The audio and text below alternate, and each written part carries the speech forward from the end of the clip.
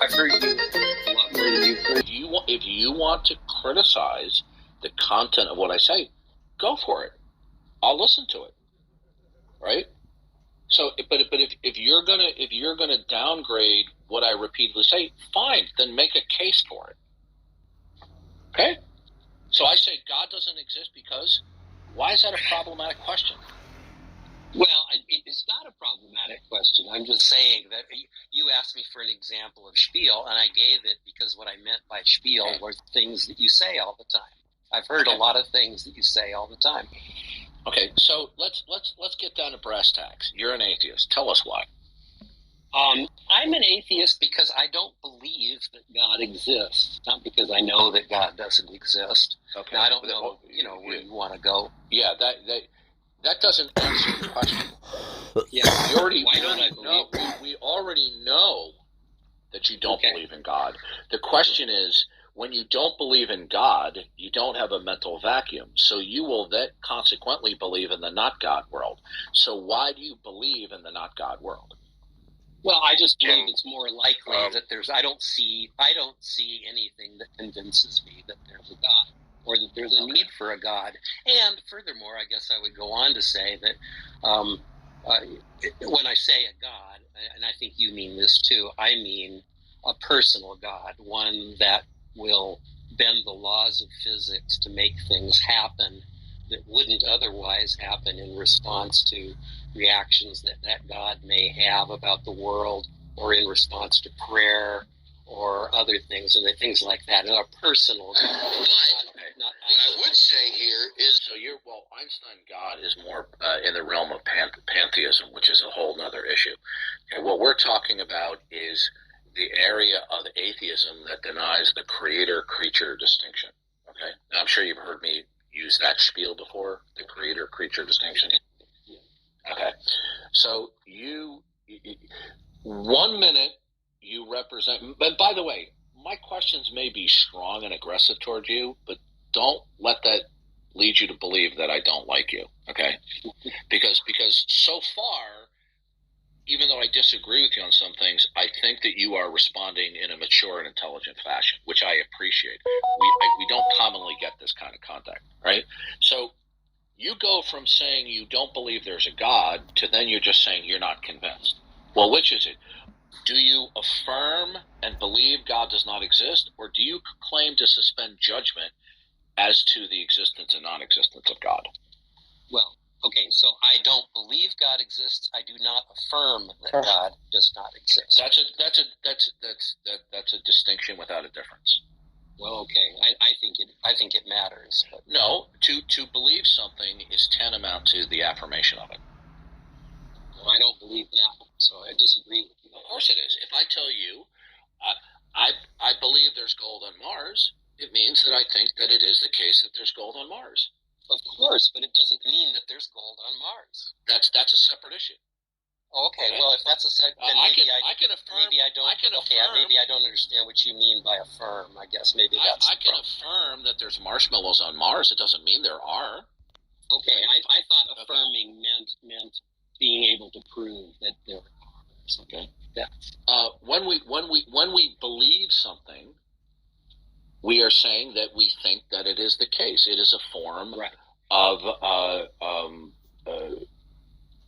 saying that something is true. Fair enough. I have a different definition for affirm. But with your definition, I affirm it. Okay, so you believe that God does not exist. Right. All right. So if we believe God does exist or God does not exist, these are both universal declarations. So how did you come to the conclusion that God does not exist? Well, I haven't come to the conclusion. I don't believe God exists. All right. Give me a second. I got to put my other headset in my back.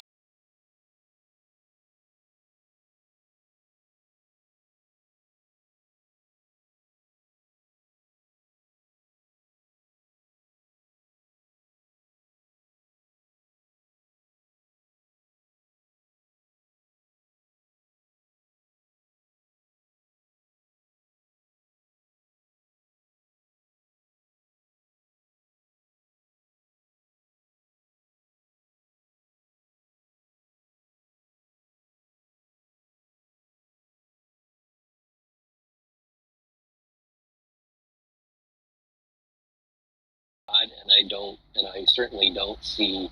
I think evidence. I don't want to go with evidence because as I kind of just finished saying, I think there's plenty of evidence for God, right? I just don't interpret that evidence as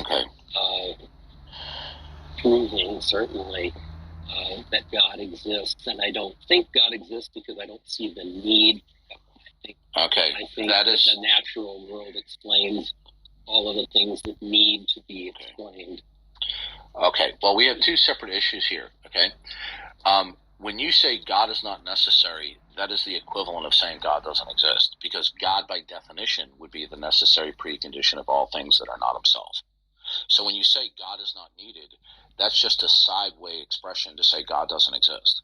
Okay. Well, I see what you're saying, and I will concede with you that it. Well, so what I wanted to say is, sorry, let me gather my thoughts. When you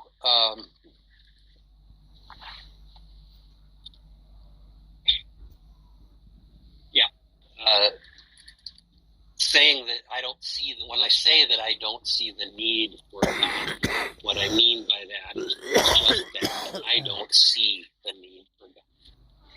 Okay, so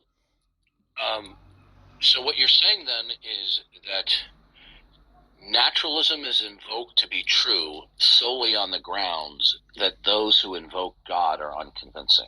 Is that your position? I'm not going to go to any appeal to ignorance thing. You're not going to take me there. That's what your position is. No, I suppose. No, you're right. Naturalism is an array of materialistic particulars as a set, all of which exist with independence of the necessity of God. Okay? So what you're saying is the not God world is true, which is the same thing as... Okay. Sir, if you believe God does not exist, that is the same thing as affirming the not God world. Well, okay, that using your definition of affirming, not mine. Are we really going to quibble about affirming? Really? Apparently. I think my definition is... I think to state that something is the case. Well, here's what I think. Stop. Here's what I think is happening here, Darth. You're trying to get me to buy into your definition of affirming, which is not my definition, and then you're trying to make it stronger than it is. Affirming something is saying that something is a case. The Eiffel Tower stands in Paris. Did I affirm that the Eiffel Tower is in Paris? So by your definition, yes, you did. By my definition, I would say no, you didn't. Okay, sir. What does it mean to affirm something? Well, affirming. Okay. You got me here. To affirm something can mean, and I think does in your definition always, and I guess not in mine always, means to say that it's true, right? Mm-hmm. So fair enough. So that's right. When you say that the Eiffel Tower stands in Paris, yes, you have affirmed that it stands in Paris. That's right. You haven't proven that it stands in Paris. You have affirmed that it stands in Paris. Mm-hmm. Yeah. Yeah. You affirm the not God world, right? Yeah. No, I guess I wouldn't. Yeah. Well, so I say. Well, I believe. So, do you affirm the God world? I believe the not. That's a distinction without a difference. That's a distinction without a difference. Right, but I just want to be clear that I believe accept the not the God world possibility of God. I accept the possibility of God. No, sir, you're making a mistake here. Okay, you have. No, I'm not. I mean, I'm just telling you. I do accept the possibility that God exists. Okay, here's the problem with that. Okay, well, a God that when you say it's possible that God exists, either you believe that God is, or you choose not to believe that. Do you think that it is philosophically and logically possible to be truly neutral toward the position? Remember now.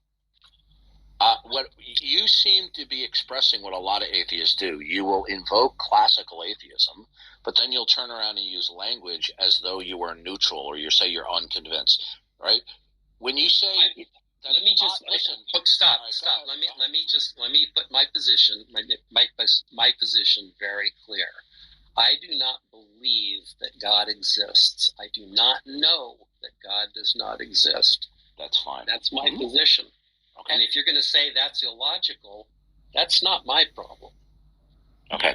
So what I'm dealing with when it comes to belief and knowledge, I think the distinction between knowledge and belief is not really important. Okay. It's just a matter of. I see that you do. Yeah.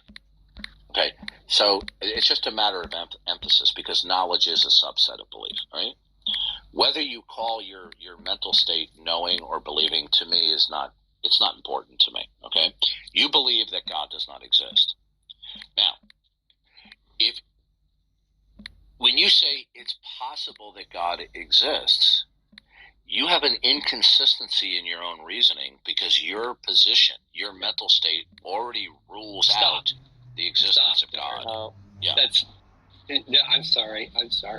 It's this simple. Anybody can understand what I'm about to say here. And it encapsulates everything I believe with respect to the existence of God. I do not believe that God exists. I do not say that God does not exist.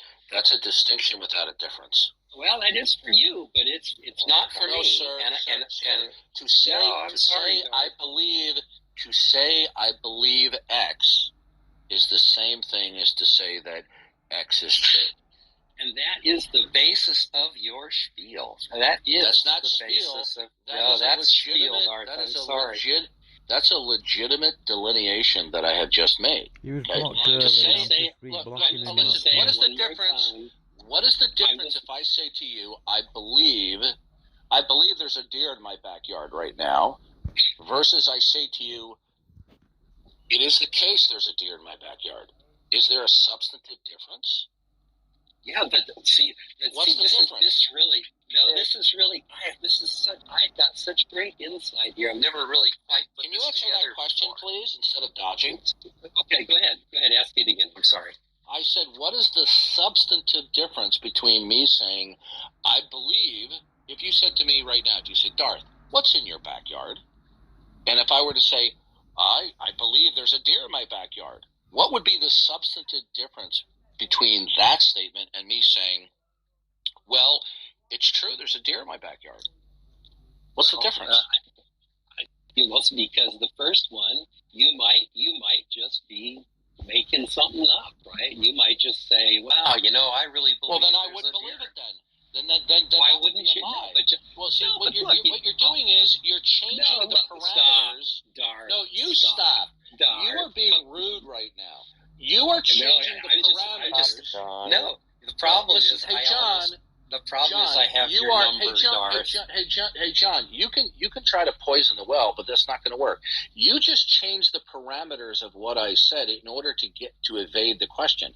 I said, if I say to you, I believe there's a deer in the backyard, that statement, we're presuming that I'm being truthful. Okay? No, you didn't say that before. Okay, really? I wasn't presuming that you were. Really? Are you going to play this little game? I knew physics, and you're going to play this game.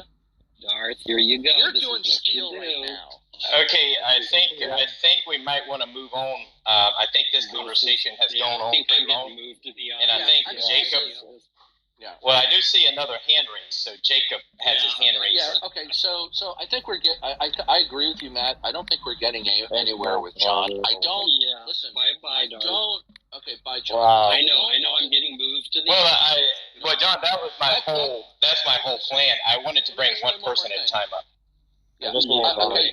Yeah, and Darth is tired of me because he's losing his argument, and now he's calling me to the audience. Wow, you know what? Okay. You blow my mind of what dishonesty you're spewing now, having an academic PhD degree, and what you're doing is you're splitting hairs. When I ask you a question, can we just have one more? Move him back. Yeah. Okay. Well, John, he was. Wow.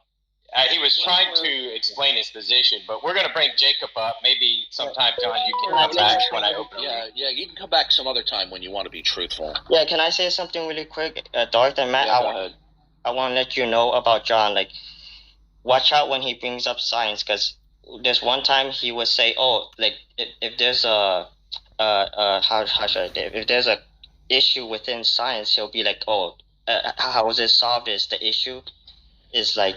If there's an issue in science, and that's how they solve it. The issue is, so I dealt with him. Well, I don't dislike John, but he was getting irritated toward the end because he was pulling the classic tactic of splitting hairs and simply changing the parameters of what I'm saying.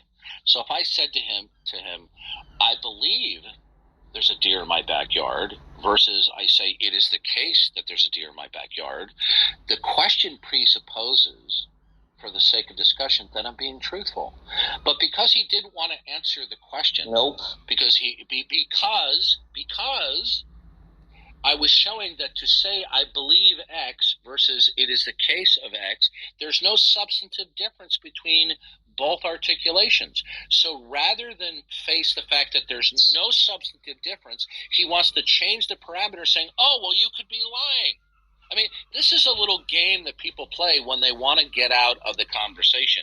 And then he said that he was refuting my argument. I hadn't even begun to make an argument. What we're doing was I was asking him a line of questions about his beliefs, and he was playing the typical atheist game of muddying the waters, splitting hairs, playing ridiculous games over definitions in order to stalemate the progression of the conversation. And you know what's really embarrassing about that is this guy's a retired academic. He has a PhD in physics. We'll take him at his word that these are his credentials. And these are the little games he's playing. This is what I expect from 15-year-olds on Clubhouse.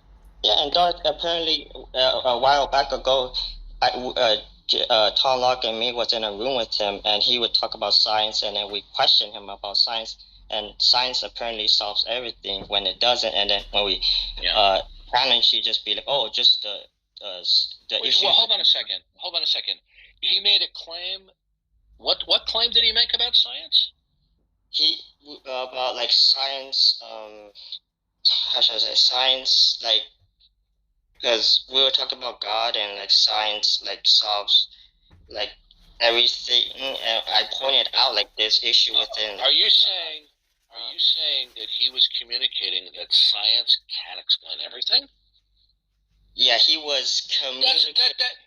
That is appalling for somebody who has a PhD in physics. He knows better than this. There's a whole a laundry list of things that science cannot account for by empirical endeavors. He knows this as having a PhD in science. So when he says that science can say, explain everything, he's not speaking in terms of his academic achievement. This has nothing to do with having a PhD in physics, because he knows science itself cannot account for the fundamental pillars of science. For example, science cannot rationally justify the causal principle.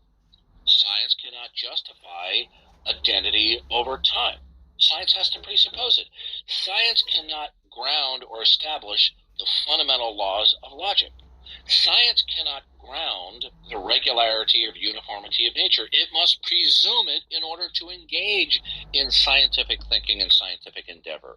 So if he was communicating, if you're accurate, that he says science can explain everything, then he knows he's being disingenuous. Having a PhD in physics, he knows that there are fundamental pillars in the parameters of existence that science itself cannot account for.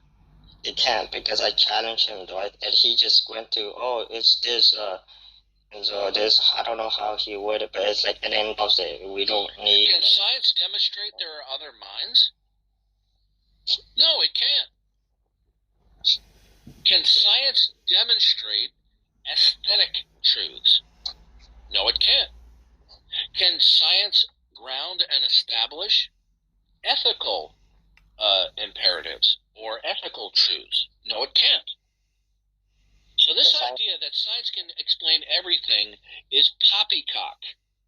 Yeah, he just dodged the question when I challenged him. He just would say, "Oh, this is stupid." I paraphrase it, or just like. Right. So I'll say one more thing, and we'll move on.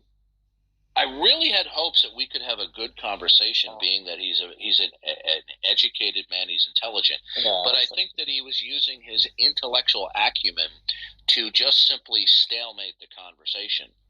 By splitting hairs, arguing over the word affirm. Really? Yeah. Welcome to the room, Jacob. Go ahead. Okay, hey, Darth. Can I just quickly add something? Yeah, go ahead, John. Yeah, I just wanted to make a comment about the I believe there's a deer in my backyard and there's a deer in my backyard. Couldn't the substantive difference just be the level of confidence in that statement?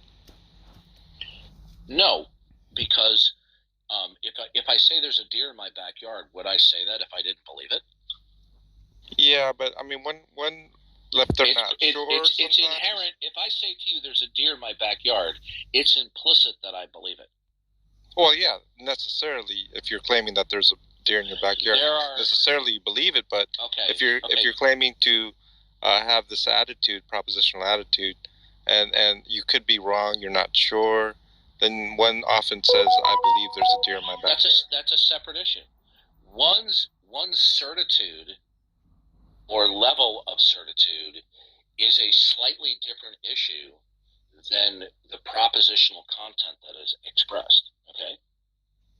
Yeah. Right. Yeah. I get what you're saying. And a lot of times, unbelievers will try to conflate the issue of bringing in certitude when it comes to belief. Okay. It's really, the issue of certitude is not really important in most conversations, right? Yeah, so this guy was very uncomfortable. Notice he said, "Yeah, Darth, I'm familiar with your spiel." Okay, so he's being pejorative, okay? Which is fine. I'm a big boy. I thick skin. But you see, he's familiar with my line of questions, so he knew what was coming. Oh yeah. So rather than straightforwardly answer my spiel, he decided to stalemate the interaction by splitting hairs over words like affirm and believe. Okay? He purposely was scuttling the conversation because he didn't really want to defend his atheism. Yeah, that's what it was all about. I would say the same thing. He'll just try to dodge and evade, look for the exit. Yeah, well, this is what they do. Okay, hello. Okay, go ahead, Jacob. Yes. First, I like the conversation, I think, how you expressed about the deer, right? But the deer in the backyard. But I think if we tweak that question, that scenario a little bit and use another example, it might expose why people are having problems. Let's use alien abduction, where many of these people believe they've seen something. Okay, I don't believe. So I don't believe that those people actually were alien that were abducted. I think they genuinely believe that, but maybe there was some explanation for why they felt that way. But let's say I don't believe it, and I was made to now say alien abductions don't occur because, and I'm put in a position where I have to defend that those alien abductions definitely didn't happen. I think that would be absurd. Just because it's not.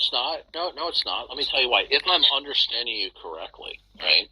Yeah. We could just simply say I don't believe these alien abduction stories are true, because were they true, we would probably have greater specificity or more background information, which would be corroborative. And in the absence of having this additional corroborative support or information, we can conclude that the story is not true until corroboratory information is forthcoming. Okay? So this is why we can say there's no Santa Claus, right? Because were Santa Claus to exist, what we would expect to find is presents showing up under Christmas trees all over the world for which parents had no explanation for. Yes. And in the absence of such, we can say Santa Claus doesn't exist. Yes, let's use alien abductions, because I don't want this one, because this one's clear. Physical presence will appear, the real deer will appear. But in the case of the alien abduction, it just returns the person in the morning, and then you can't point to the absence of evidence. The point is, John was purposely trying to scuttle the line of questioning because he didn't want to sincerely answer it, because he was giving the usual atheist spiel, atheist lines and cliches, and he knew what was forthcoming, the line of questioning, my spiel, and that he wasn't going to have a cogent response or rebuttal to my analysis to his typical atheist spiel. I agree. So this is why he decided to split hairs and stalemate the conversation. I agree. John's analysis did have its own problems, like he wasn't conducting it well, so he had problems. But I was just trying to point out that one other thing, before I have a Joe Biden moment, he says, well, God does not exist because I don't think God is necessary. Well, that's a kind of redundancy, okay? Because if you say God isn't necessary, that's the same thing as saying God doesn't exist. It doesn't explain how you came to know or to believe that God is not necessary. Was there a way which you determined what is fundamental that's not God? Or have you determined that nothing is fundamental behind all states of affairs, therefore ruling out God? You see, they never want to answer those two questions. And Dodge, he sounds like, Jeff, the physician. He tried to be like, it's a mental thing. Oh, but I'm not saying God just... shut up, Derek, please. Then Veckel, he obviously mentioned it to Praise I Am, or he got on it, because I did a video and I uploaded it, I recorded it. I think I tagged Praise in it, I can't remember. So Veckel's in Praise I Am's side chat, Peanut Gallery, because Praise had done a video titled blah blah de blah blah, refuting Jack Angstreich versus Veckel. And then I do remember, because I was recording it, I think he changed the title halfway through his live stream, something like that, and he changed it back again. I don't know what he's done on his channel, I really couldn't care less.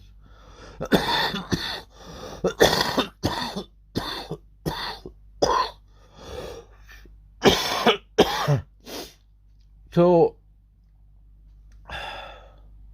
Veckel got into the studio and I recorded that as well. It's on my channel, it's tagged with Veckel's thingy on it. So Praise is going blah blah de blah de blah, right? Then I shared the stream link, the video link, while he was doing the stream, to Jack Angstreich. I mean, he was already laughing his diddlers off.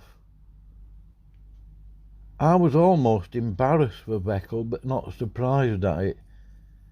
But he actually had the gall to say, oh, I only went in there to entertain them. Well, you overdid it, Veckel, you dummy. But now he's lying about me. Well, I mean, why would I be amazed? Is not saying that there are not ipso facto any he can't even write properly. What we're saying is those rare individuals, usually in the United States, who make such a claim, their stories are so convoluted that it doesn't pass the smell test, and that's why we don't believe their accounts are true. So it's not an appeal to ignorance argument.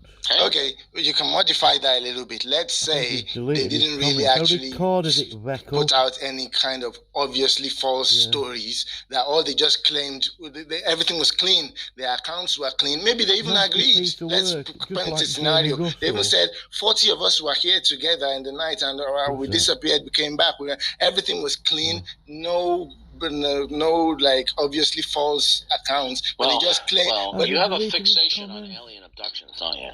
No. There's a reason why, because I don't want the ones of Father Christmas that would actually say, well, we didn't see the present, so that makes it too easy, just like the deer in the background. Yeah, I'm trying to use and I was about to make another point as well. The alien abductions could happen in such a way. Have you heard this thing where an advanced civilization is indistinguishable from magic?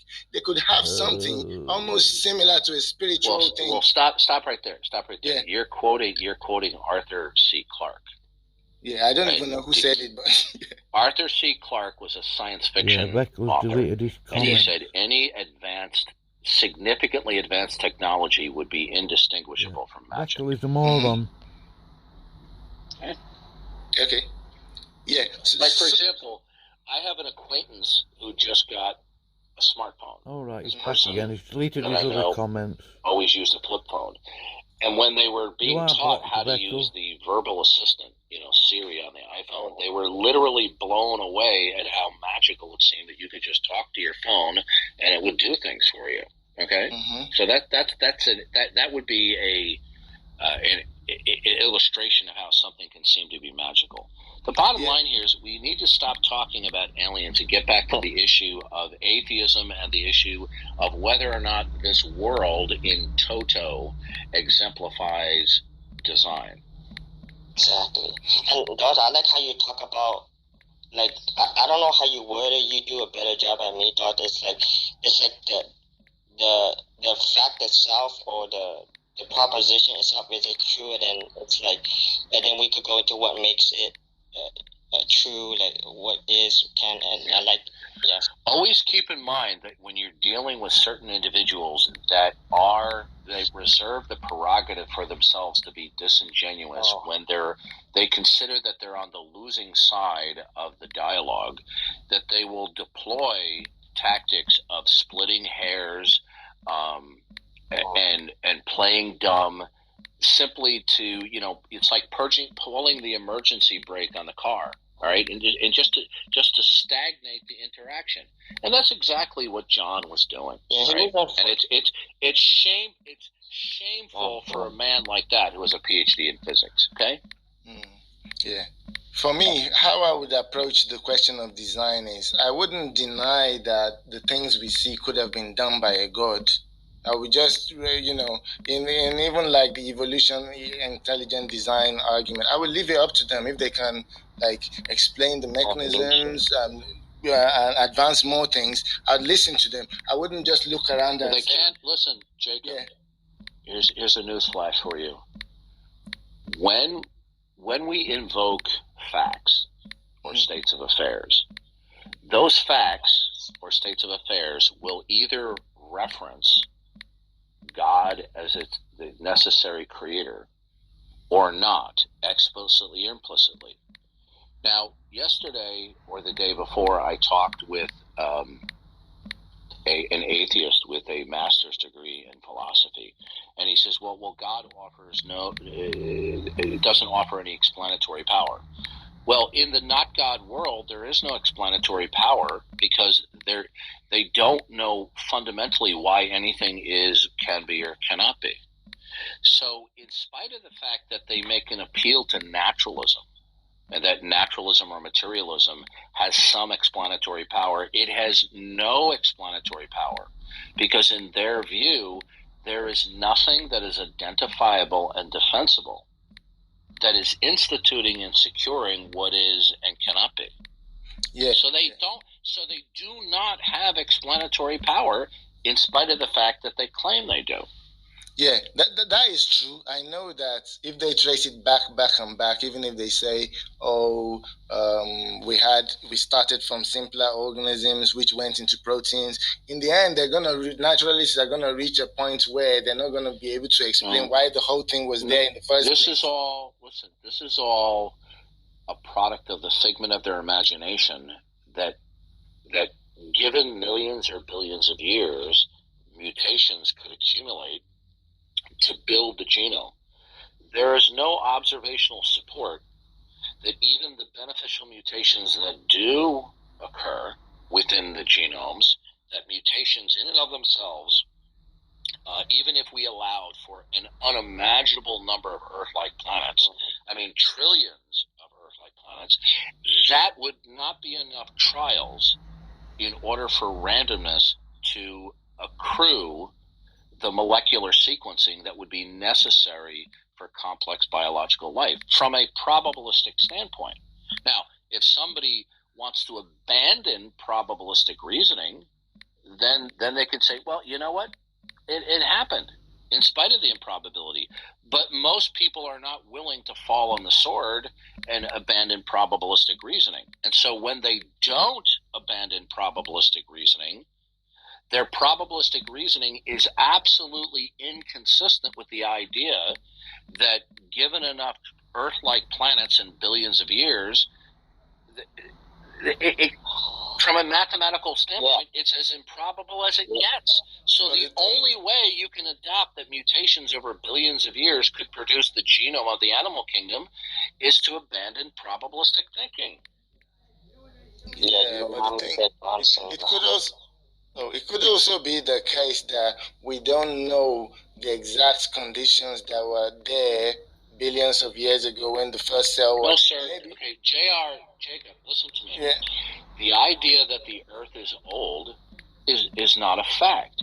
It is simply a prevailing popular paradigm and retrodiction that has taken over academia and the scientific and the cosmological community within the last 75 to 100 years. Okay?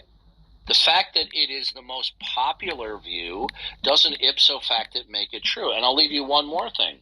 In order to believe that rocks on Earth are old by appealing to things like radiometric isotope dating, you first have to presuppose that the rock in question is as old, if not older, than the alleged parent element that would decay into the daughter element. So all of the ideas or the ideologies behind an old Earth, many of them, if not most of them, involve a certain level of circular reasoning. Oh, so how old do you think the Earth is, or the Earth? Yeah. Without revelation from God Himself, we wouldn't be able to determine whether the Earth was old or young in a retrodiction. But fortunately, because God has decided to disclosure of this through the Christian scriptures, the preservation and His providential control, God has informed us when we look at the biblical genealogies that the Earth is only thousands of years old. Okay, anywhere from 6 to maybe a few more thousand at the outermost from a biblical perspective. Now, if you abandon a biblical perspective, then you may opt for just naturalism. And if you opt for naturalism, then you're going to have to believe that in order for our present state of affairs to be true, the secret sauce is going to require billions of years. Okay? So it is the paradigm that comes first, right, that then dictates the interpretation of the facts and not the other way around. Okay?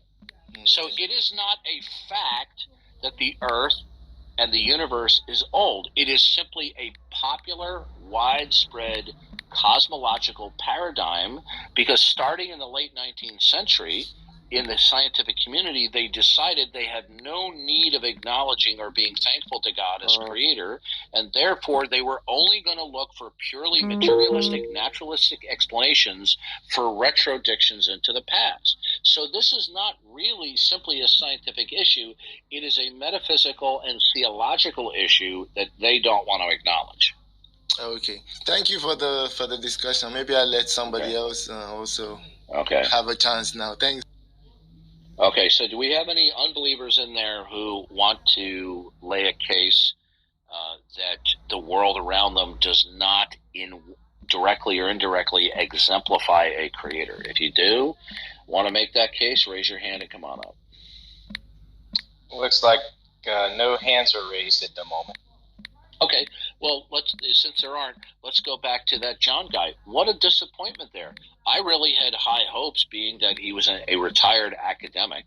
Look, you know what? He used to be lauded, a PhD in physics. Wow, that's quite an accomplishment. Yeah, that requires a lot of brain power and a lot of hard work. It's not like he gets a PhD in women's studies. But But you see, he very quickly devolved in just to like a snot-nosed atheist 14-year-old on the internet, rather than dealing. Yeah, there at the end, he really just kind of lost it. It seemed like, even though you were still, and you were saying, I still like you, John. And he's just, you're gonna kick me down. That's what you do. Yeah, and I just thought that was kind of uncalled for what he did at the end. But when he started going, dark in your spiel, there's a red flags coming up. Okay, this is a guy who wants to speak pejoratively of my line of questioning. Okay, fine. Now, if it's spiel, give me your rebuttal. But we didn't get one, did we?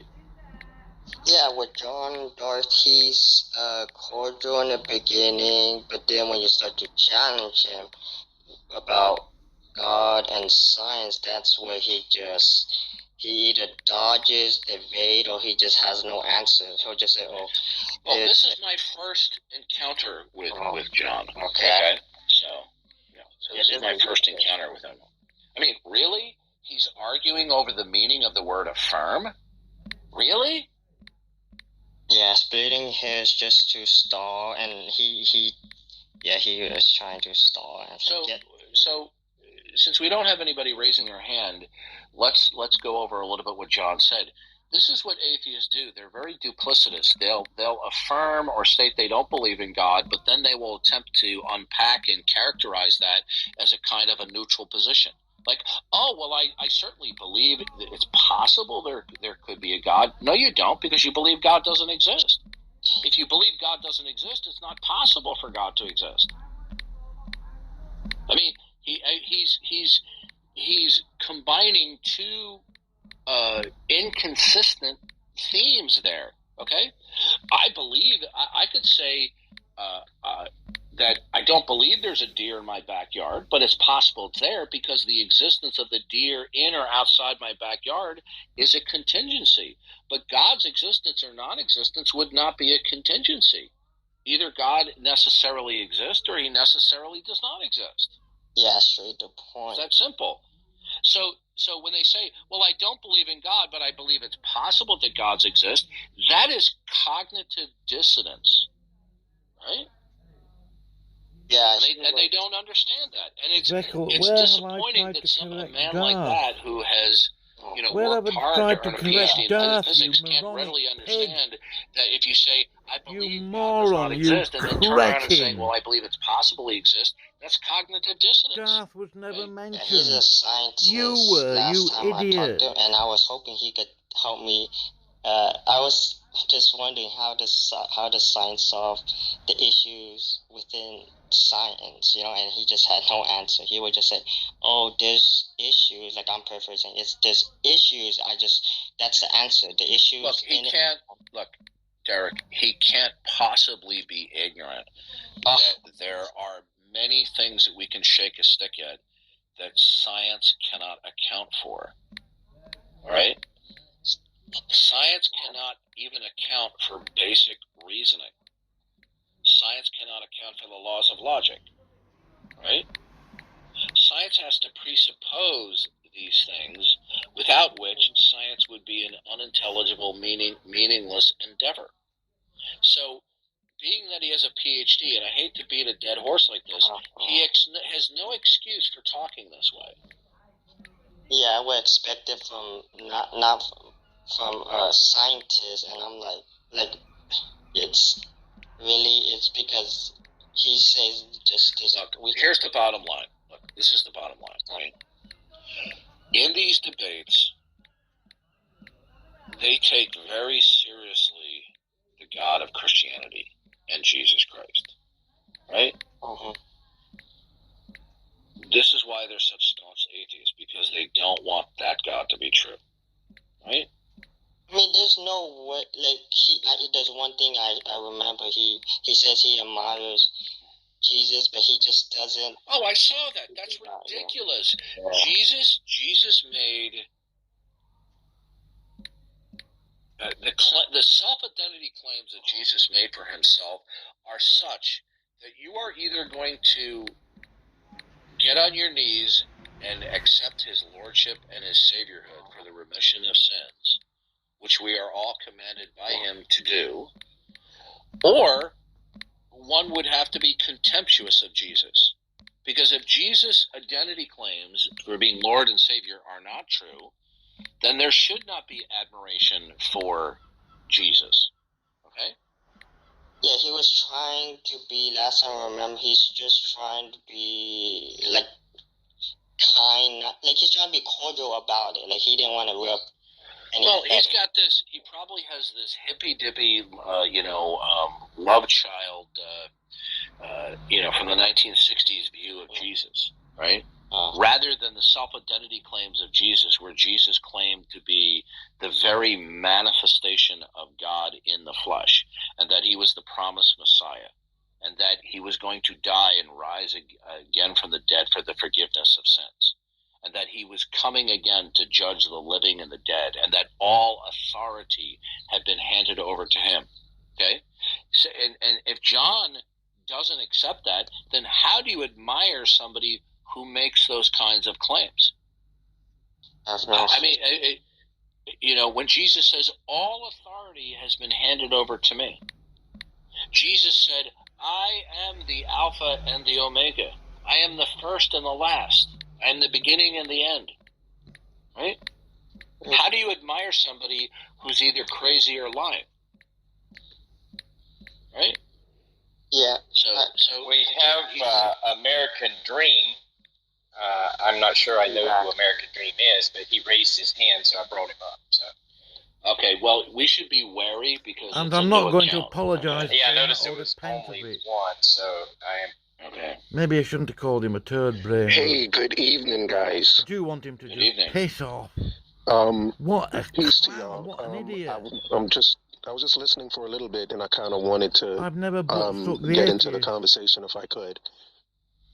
I wanted to ask, because for me, as someone who has been, struggling with the existence of God and whether God exists or not, a part of the struggle, the struggle that I'm having is just the word exist and what it means to exist. Because in my head, the word existence means there has to be some form of objective reality, and at this point I'm viewing the idea of God as just being subjective, and I can't pinpoint what we would look at as being something objective to say, yeah, there is the existence, that is what God is, and it does exist because it's an objective thing we can all sense with our senses, I guess.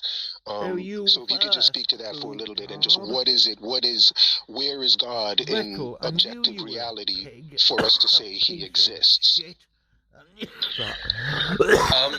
way that God exists is by virtue of the fact that he has revealed his existence he's made an enemy through the entirety of creation. Go for it, you piece of shit. So when everyone is acquainted with creation, if you have a normal brain, right?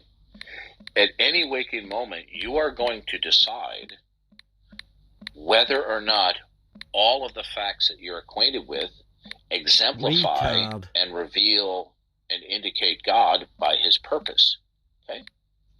So either way you decide the matter, you're going to have to explain the rationale. You always revert to accusations the like rationale that. for the existence of God is that we can only invoke the existence of God if and only if God decides to take the initiative to reveal and disclose his existence through some manner. I don't agree with it. The God of the Bible has revealed his existence through this idiot is trying to make where it sound every like I do. individual fact I had a laugh with the atheist by itself because I saw the stupidity. I heard the stupidity of Beckel, creator, and it was and funny. It reflects his eternal it was properties. unbelievably and God has revealed himself stupid. through human He history, he's a through biblical retard. history, and ultimately in the person of Jesus Christ and his self-identity claims, which are irrefutable and undeniable. Okay? So there really isn't a struggle to believe in God. It's just that you've decided that you can get along fine with God, that facts are standalone and don't necessitate referencing the necessity of God. But such a supposition cannot be defended. Okay. I will never speak to that guy again. So the idea, not that I've ever had a conversation with him anyway. Really, I'll just say one more thing. You talk. It's not. It's obviously not worth talking of God to. is in any way questionable. Is itself convoluted? Okay, and the reason why it's convoluted is this: is that if we do not affirm that God is the starting point, that He is the Lord and Creator, and everything that is, can be, and cannot be, originates in His mind and purpose and His plan, then when we don't believe that, then whatever you think is, can be, or cannot be, there is no reason why anything is. And therefore, nothing means anything. So to not choose to believe and affirm in God is a position that itself is convoluted. Okay? Yeah, I don't know if I said I didn't want to affirm God. I think I was speaking to just the term existence, and what would we point, because it sounds as if what you're saying is we can look at the thing we can look at and see God objectively is the creation. Or His creation, and that His creation proves His existence. But just based on the idea of what existence means in an objective reality, which is something we can see or touch. What you need to understand, and because of the common way people think, sometimes it cannot be easy to understand. Our disposition toward God will be revealed in what our disposition toward facts are. Okay? So if you believe in God, your belief toward facts is that facts could not and would not exist, nor would they have any intelligibility were not they originated and were reflective of God by His purpose. Now, the only alternative that you're going to have is to say, well, facts do not necessarily indicate or reveal God, that facts are just facts, without the necessity of referencing God. But such a notion is indefensible, and when we examine that, it's convoluted. I'll leave okay? It. You couldn't have facts. Piece of garbage. I may agree with you. Moron. I may agree with you that it is. Hold on a second. Let me give you a very quick, formal, syllogistic argument for the existence of God. Well, don't confuse Veckel. If God did not exist, then there wouldn't be grounds for human reason, logic, and intelligibility. There is human reason, logic, and intelligibility, therefore God exists. Now, I don't support atheists, never have. No. Okay, so not which even before of the I two got premises, saved. you see, the conclusion follows from the two premises. He's not on a learning curve. So in order for you to escape the necessary conclusion, you're going to have to object to either the first or second premise or both. So the first premise is that if God did not exist, there would not be grounds for human reason, logic, okay, and intelligibility. Right, I would disagree with that. Okay.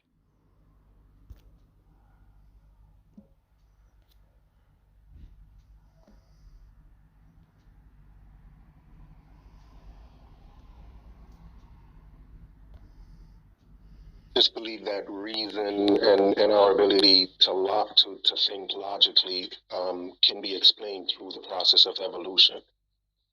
No, sir. The problem is far worse than that. Okay, you're just thinking that human reasoning is human reason, logic, and intelligibility. In other words, that the concepts that we have about events in the world actually correspond in actuality to the nature of everything in the world. Okay, as opposed to we think wrongly about this world. I mean, what does he think he is? Now, the issue is not thinks evolution. He's the Huckleberry of whoever he talks to. Metaphysical origin. Right. God would be the metaphysical origin. Not anybody's Huckleberry. Or what is metaphysically first for everything. And that would include logic and reason. We reason because God has made us to be like Him. Now, if you reject God and you want to claim that reason is viable and intelligible by virtue of biological evolution, you have a massive problem, okay? The first problem is evolution, were it to be true, does not select for truth.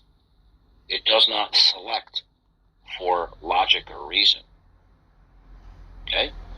Selection in evolution is based upon fitness in an environment, not truth. Okay? So you see, evolution itself wouldn't guarantee it, because wouldn't evolution, in your view, require that there be a regularity of nature in order to have biological laws?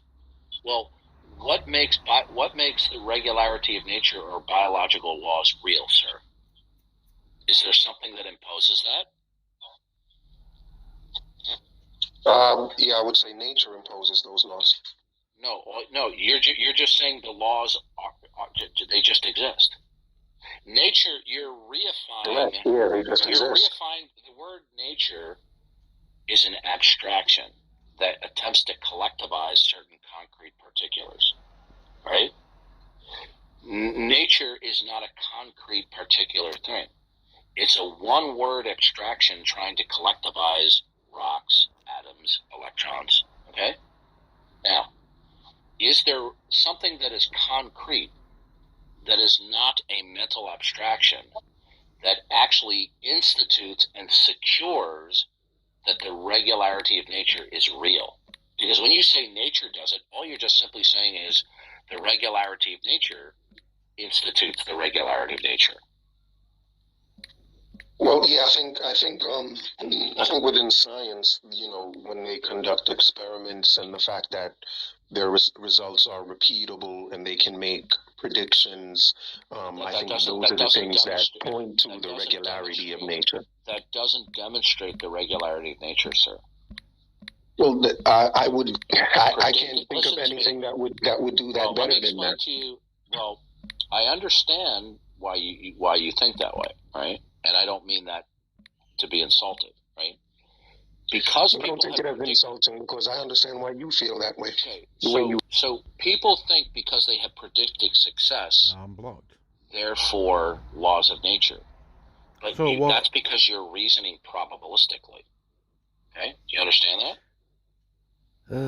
That if there were not you're reasoning probabilistically. If it were not the case that laws of nature were real, then we would not see future consistencies with predictive capability, but that's not necessarily true. Okay? Now, let me ask you a question. If I roll a pair of dice, and I roll them 10 times, is it impossible for me to get 10 sevens in a row? No. Okay. Is it impossible for me to get 100 sevens in a row? If you roll a die 10 times, yes. No. I said, is it impossible for me to get 100 sevens in a row? If you roll it 100 times, yes. It's possible. Okay.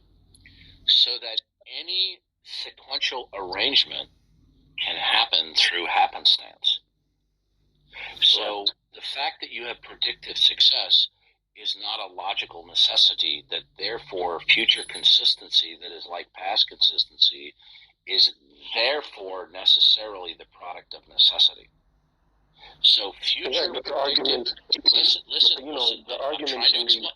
I'm trying to explain to you philosophically. I understand. No, I understand what you're saying. So do you want... Okay, let me ask you a question. So what? No, if I can just... the only thing I would say... Sir, I would just like to respond to that. Look, I need to ask you a question. You told me you understand. I don't think you do. No, I do understand, and I think my question would show you that I... I'm not understanding why you're getting so angry, sir. Okay, let Darth finish, and then you can go.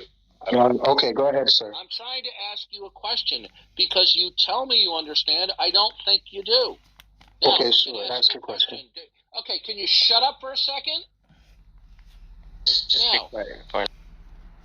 Do you agree and understand that predictive success and future consistency that is like the past does not logically necessitate the uniformity of nature? Go ahead. You understand that? No, I'm not quite sure exactly what you're asking. Okay. Can I roll a certain Look, let me ask you a question. If I take a barrel of Scrabble letters, do you know what Scrabble letters are? Yes. Okay. Now, if I took a barrel of Scrabble letters and I cut a hole in the bottom and I had a gizmo spitting out one at a time, okay, would it be impossible for it to spell out the Declaration of Independence without human interference? It would be very unlikely, but possible. Okay. So it's possible. Okay? Now, if I take a string of, let's say, 4,000 or 5,000 Scrabble letters, and let's say it represents a portion of the Declaration of Independence, right? And I also have the barrel spit out the equivalent amount of Scrabble letters where it doesn't spell out anything. We have two sequences of letters. One is the Declaration of Independence, and the other has nothing that is intelligible. Okay? Now, from a purely random point of view, what is the probability that either of those sequences will happen? Does one have a greater or lesser probability of occurring? I would say they would probably have an equal opportunity. You would be correct. Now, you would be shocked if the Declaration of Independence was spit out, because we don't generally experience that pure happenstance or randomization produces what we would call specified complexity. But you see, it's possible. It's not impossible. Okay? So when we talk about what we think exemplifies the uniformity of nature, we're talking about a specified number of sequences. Okay? So the fact that there is future consistency, like the past, with predictive success, that does not logically necessitate that necessity is behind the sequencing versus chance or happenstance. Now, I'm just having a rough time. I'm not done yet. Okay. But I'm trying to explain what I'm having a hard time understanding. I'm not done yet. Okay. You're just not giving me a chance to explain why I'm not understanding. You are reasoning by intuition and probabilistic thinking. But probabilistic reasoning does not rule anything out. So you can't appeal to probabilistic reasoning unless we're agreed that we're going to use probabilistic reasoning. But you see, you cannot defend by logical necessity the uniformity of nature by virtue of future consistency and predictive success. Do you understand now? I don't understand why you're using the string. So you don't understand. I'm trying to explain to you what I don't understand. I hope you would give me a chance to. Let me simplify for you. Will the future be Let me explain what I don't understand. Hey guys, I needed to give a little bit of house cleaning, or I will have to be leaving in about 5 minutes, so I was going to shut the room down. So I just wanted you to just make me mod. If he wants to stay, he can. Okay. Okay. I can do that. Okay. So, American, you believe in the uniformity of nature, right? I mean, of course you do. Everybody does. Everybody does. No, I don't. I mean, I really just don't think you're even giving me a chance to explain myself. Like, I don't. Listen to me. Okay, the reason why I'm not allowing you because it's obvious to me you don't understand the issue, and I'm trying to educate you. Okay, I'm trying to explain what I don't understand, but you're not allowing me. Like this would be. Let me ask you a question. Let me ask you a question. Do you believe that the future in any way